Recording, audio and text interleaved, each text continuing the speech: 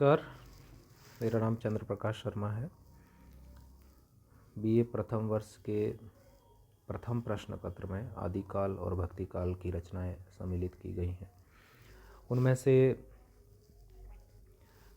आदिकाल की रचनाओं के साथ साथ भक्तिकाल की जो रचनाएं रखी गई हैं, जो कवि रखे गए हैं, उनमें से कबीर, जायसी, सूर और तुलसी, इन 4 कवियों की प्रमुख रचनाओं को स्थान मिला है। अपनी जो बात चल रही थी पिछले व्याख्यानों में, मैंने बताया कि कबीरदास जी का जो साहित्य है उसमें दोहे 10 दोहे अपने पाठ्यक्रम में रखे गए हैं, साथ ही 5 पद रखे गए हैं। अब तक मैं आपको व्याख्या हेतु उन 10 दोहों का विवेचन कर चुका हूँ। साथ ही साथ 2 पद भी मैंने एक वीडियो व्याख्यान के माध्यम से आपको बता दिए थे। आज उससे आगे की बात करते हैं। शेष जो 3 पद हैं कबीरदास जी के, उन पर हम विचार विमर्श कर लेते हैं और व्याख्या के लिए हमें किस प्रकार उन्हें व्यवस्थित रूप में प्रस्तुत करना है उस पर बात करते हैं।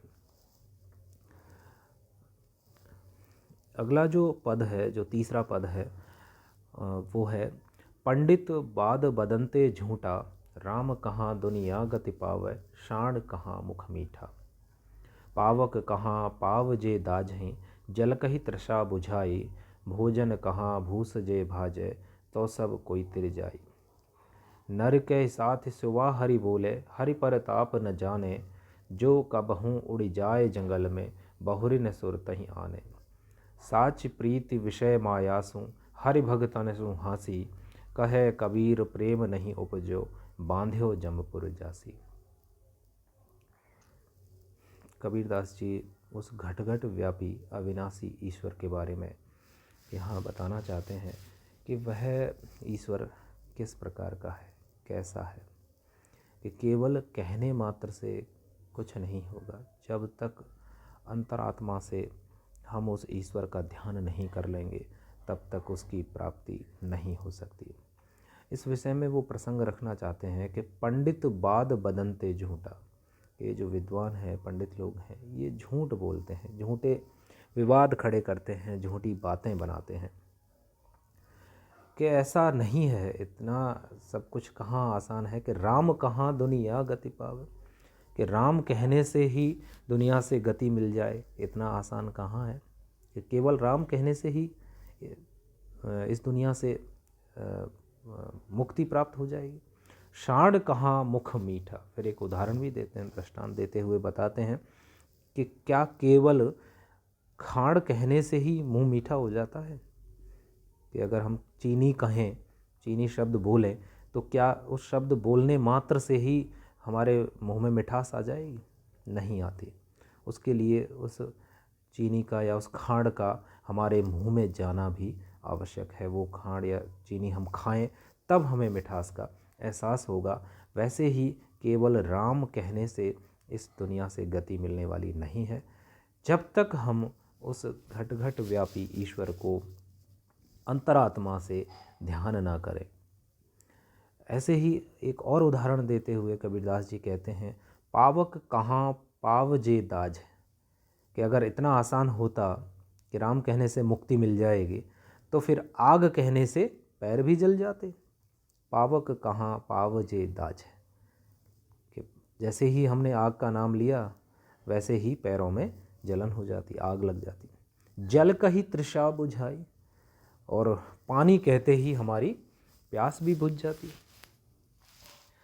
जबकि ऐसा नहीं है कि केवल हम पानी कहें और हमारी प्यास बुझ जाए, या आग कहें और हमारे पैरों में आग जल जाए, ऐसा नहीं है। भोजन कहाँ भूस जे भाजे, और एक उदाहरण देते हुए कहते हैं कि भोजन कहाँ भूस जे भाजे, केवल भोजन कहने मात्र से ही भूख समाप्त नहीं हो जाती। तो सब कोई तिर जाए, तो फिर तो सब कुछ आसान था, बिल्कुल हर कोई इस संसार से तिर जाए, तृप्त हो जाए, पार हो जाए, उस ईश्वर की शरण में पहुंच जाए। जबकि ऐसा नहीं है कि केवल राम के कहने मात्र से या राम शब्द का उच्चारण करने मात्र से ही गति मिल जाए। उस गति को प्राप्त करने के लिए तो सदाचरण करना होगा, सत्संग करना होगा, गुरु के समक्ष जाना होगा, उस ईश्वर का ध्यान करना होगा, मनोयोग से ये सब करने होंगे, तब जाकर के कहीं उस ईश्वर की प्राप्ति होगी। नर के साथ सुआ हरि बोले, हरि परताप न जाने। घरों में बहुत से लोग सुख पालते हैं, तोते को पालते हैं, पिंजरे में रखते हैं, और जब वहाँ आसपास भक्ति करने वाले लोग हरि का नाम स्मरण कर रहे होते हैं, राम का नाम ले रहे होते हैं, तो उनके साथ साथ वो तोता भी हरि या राम बोलना सीख जाता है, पर वह हरि परताप न जाने। लेकिन वह उस ईश्वर का, उस राम का क्या प्रताप है, वो है क्या सत्ता, वो परमात्मा परम ब्रह्म कैसा है, उसका आस्वाद, उसका आनंद वो नहीं जानता। वह केवल रटने मात्र तक है कि उसने सीखा है कि उसके स्वामी, उसके मालिक राम राम राम रट रहे होते हैं, तो वो भी राम बोलना सीख जाता है। इसी बात को सिद्ध करने के लिए अगली पंक्ति में, अगले पद में कबीरदास जी कहते हैं कि जो कब हूँ उड़ी जाए जंगल में, बहुरी ने सुरत ही आवे।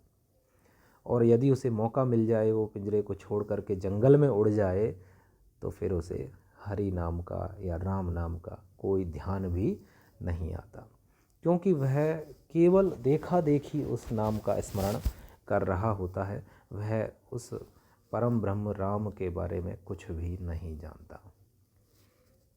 साची प्रीति विषय मायासु हरि भगतन सु हासी। हमारी जो सारी प्रीत है, वो जो सच्ची जो प्रीत है, सच्चा जो प्रेम है, वो तो विषयों से और माया से जुड़ा हुआ है। विषय मतलब सांसारिक जो भोग की वस्तुएं हैं उनसे, और इस मोह माया से जुड़ा हुआ है। हरि भगतन सु हासी, और ईश्वर के जो भक्त हैं उनसे तो बस हंसी करने की ही बात की जाती है, उनसे केवल हास विनोद तक ही ध्येय रखा जाता है। कहे कबीर प्रेम नहीं उपजो, बांध्यो जमपुर जासी।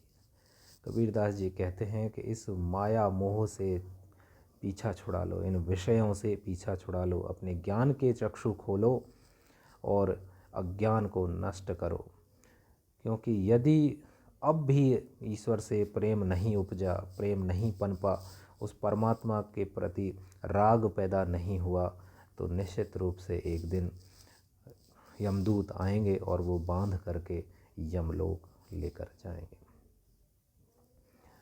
कबीरदास जी यहाँ विभिन्न उदाहरण देते हुए उस स्थिति का वर्णन करना चाहते हैं कि जहाँ साधक केवल बाहरी आवरण या बाहरी दिखावे के रूप में राम राम राम राम कहता रहता है, किंतु अंतरात्मा से वह उस राम के महत्व को नहीं समझ पाता।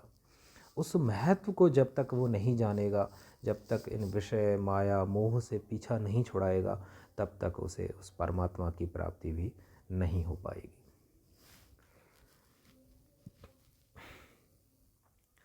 अगला जो पद है चौथा, वो है कोई जानेगा जानन हारा, अंबर दिसे केता तारा, कौन चतुर एता चितन हारा। जे तुम देखो सो यहु नाही, यहु पद अगम अगोचर माही। तीन हाथ एक अरधाई, ऐसा अंबर चीन्यो रे भाई। कहे कबीर जे अंबर जाने, ताहि सो मेरा मन माने। यहाँ एक उलट बांसी के माध्यम से रहस्यात्मक भाव को कबीरदास जी उद्घाटित करते हैं कि उस ईश्वर को, उस परम ब्रह्म को तो कोई जानने वाला ही जान सकता है। इसके लिए एक सच्चे साधक की ज़रूरत होती है, जो सदाचार के साथ उस ईश्वर को जानना चाहे। अंबर दिसे केता तारा, कौन चतुर एता चेतन हारा। कि जैसे हमारे सामने ये अंबर आसमान दिखाई देता है और इसमें बहुत सारे सजे हुए मोतियों की तरह चारों तरफ तारे दिखाई देते हैं, तो क्या तुम बता सकते हो कि ये चित्र जो हमारे सामने आकाश में दिखता है, इसका बनाने वाला कौन है। जे तुम देखो सो यह नाही, यहु पद अगम अगोचर माही। कि जो तुम्हें दिखाई देता है वो केवल मोह माया का पर्दा है, वास्तविक रूप से वह जो ब्रह्म है वह अगम और अगोचर है। तीन हाथ एक अरधाई, ऐसा अंबर चीन्यो रे भाई।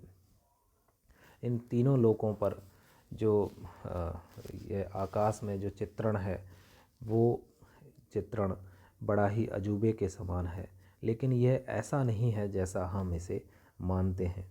यह उस परम ब्रह्म की एक विशेष रचना है। कहे कबीर जे अंबर जाने, ताहि सो मेरा मन माने। कबीरदास जी कहते हैं कि जो इस चित्रण को, जो इस चितवन हारे को जान जाता है वही असली ज्ञानी है और उसी के साथ मेरा मन रमता है। अगला पद है और पांचवा आखिरी पद। मरम न जाने मिलन गोपाला, दिन प्रति पशु करे हरिहाई। करें काठ बाकी बाने न जाई, स्वांग सेत करणी मनिकाली। कहा भयो गलिमाला घाली, बिना ही प्रेम कहा भयो रोए।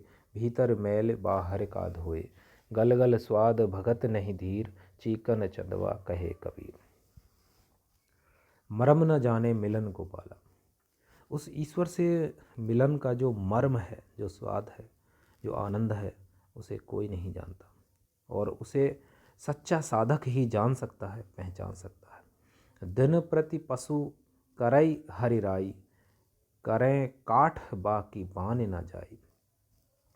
प्रतिदिन पशु की तरह बेरहमी से कार्य करते हैं, एक दूसरे को प्रताड़ित करते हैं और लकड़ी की तरह, जैसे कि एक पशुओं के गले में जो पशु ज़्यादा उछल कूद करते हैं या भाग दौड़ करते हैं तो उनके आगे काठ की एक लकड़ी बांध दी जाती है ताकि वो भाग ना सकें। जैसे ही वो भागें तो उनके पैर उस काठ से टकराएं। उसी स्थिति को यहाँ कबीरदास जी रखना चाहते हैं कि हमारा जो मन है वो बड़ा चंचल है, वो भागता रहता है, वो ईश्वर से मिलन के लिए उतना तत्पर नहीं है, उसे बांधना ज़रूरी है। जैसे कि पशु जो ज़्यादा उछल कूद करता है उस पर बंधन लगाया जाता है कि उस काठ उसके गले में बांध दिया जाता है। तो गरें काठ बाकी बाने न जाई, कि उस प्रकार जो पशु प्रवृत्ति है उसे रोकने के लिए गले में ये काठ बांधना ज़रूरी है, ये बंधन लगाना ज़रूरी है। स्वांग सेत करणी मनि काली, कहा भयो गली माला घाली। स्वांग जो रूप है हमारा वो तो हमने बहुत अच्छा बना लिया है, करणी मनि काली, लेकिन हमारी जो कार्य हम करते हैं वो मन में कालिमा लिए हुए है। यानी कि मन हमारा कलुष है और स्वांग हमारा बड़ा सुंदर है, दिखावा हमारा बहुत अच्छा है पर मन में कलुषता है।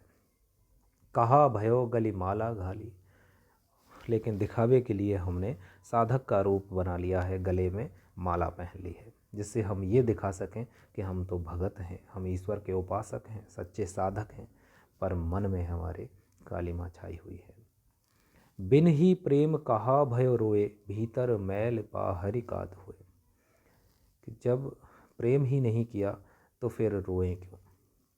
उस विरह को जब हमने देखा ही नहीं, जाना ही नहीं, समझा ही नहीं कि परमात्मा से किस प्रकार मिलन हो सकता है, तो फिर रोएं क्यों।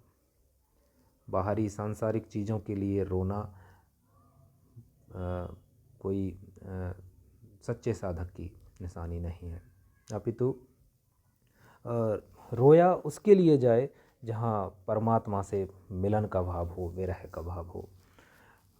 भीतर मैल बाहरी का धोई, बाहर से भले ही हम अपने तन को, कपड़ों को कितना ही अच्छा धो लें, साफ़ सुथरा स्वच्छ रख लें, पर यदि हमारे मन में अंदर मैल भरा हुआ है तो उसे कैसे धोया जाए। उसे धोना ज़रूरी है। जब तक हमारे मन का मैल, अंदर का मैल ना धुलेगा तब तक हमें उस ईश्वर की प्राप्ति नहीं हो सकती। गल गल स्वाद भगत नहीं धीर, चेकन चंदवा कहे कबीर। ऐसे जो भगत हैं, जो केवल दिखावे तक ही सीमित हैं और उसी दिखावे में बार बार धंसे जा रहे हैं, वो चिकने चांद की तरह हैं, चिकने चुपड़े हैं व्यक्ति की तरह हैं, जिन पर कबीरदास जी बार बार प्रहार करते हैं, कहते हैं कि मन की निर्मलता लाओ, सादगी अपनाओ, सत संगति करो, तब जा कर के तुम्हारा उद्धार होगा, उस ईश्वर का ध्यान करो।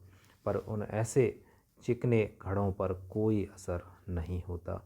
जो दिखाते कुछ और हैं, बाहरी स्वांग करने में तो सिद्ध हस्त हैं, किंतु उनका मन निर्मल नहीं है।